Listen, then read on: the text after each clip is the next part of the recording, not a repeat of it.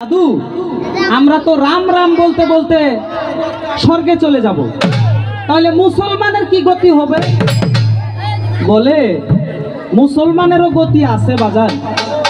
মুসলমান ওই যে বলে আপনার গান বাজনা হা রাম, ওই যে রাম হা রাম, এই রাম রাম বলতে বলতে মুসলমানও জান্নাতে চলে যাবে। যাই হোক, যেহেতু একটা বন্দনা করলাম তো, ওরে যেই বান্দার নাই মোহাব্বত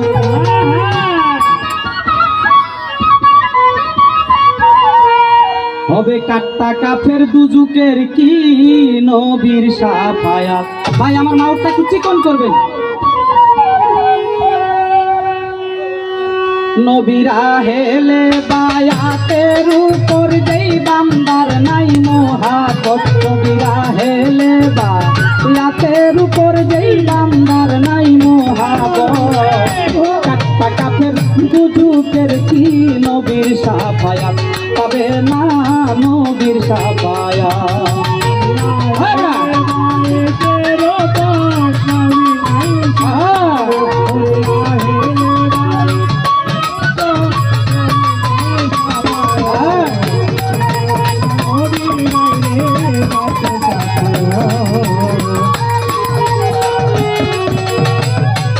একটা লোকে নামাজ পড়তে পড়তেও যদি তার দেহটা করে ফানা,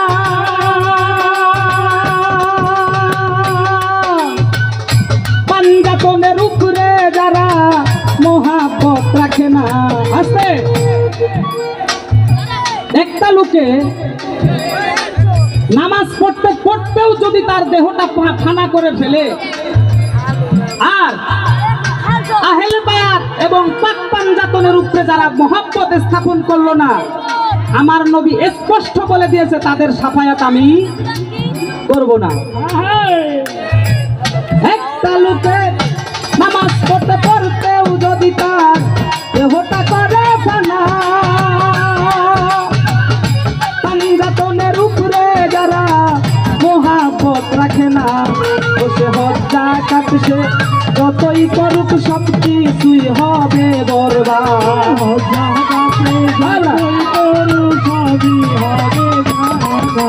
হজ্জা কাটছে যতই করুক সব কিছুই হবে বরবাদ। কাট্টা কাফের দুজুকের কি নবীর শাফায়াত পাবে না, নবীর শাফায়াত।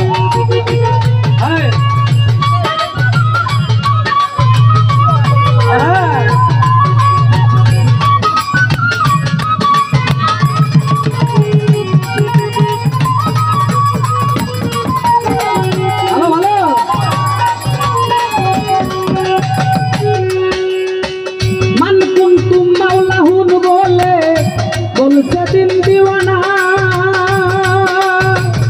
শাহজালাল আলীউল মাওলা হাদিসে বর্ণনা।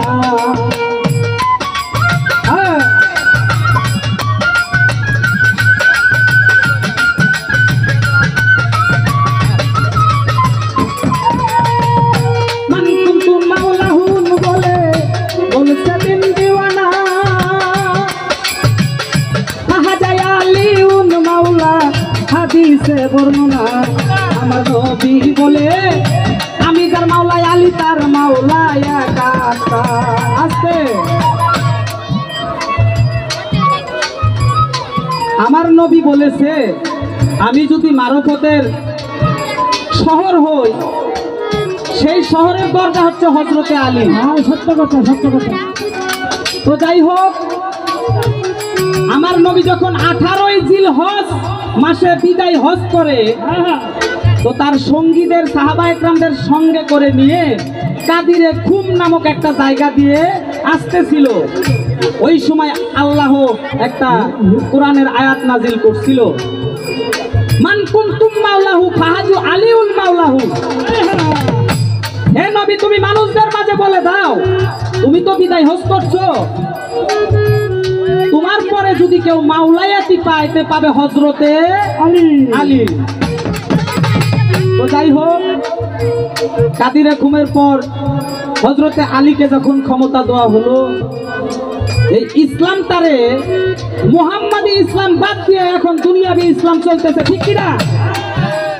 আলীর নাম এখন কোথাও নাই, তরিকতটা কোথাও নাই। মানুষ কোথায় যাবে? মানুষ সঠিক পথ কোথায় পাবে? আমি শুধু নামাজ পড়লাম, কপালে নামাজ পড়ে আধা কেজি দাগ লাগাইলাম, সুদ খাইতেছি, ঘুষ খাইতেছি, এই নামাজ পড়ে আমার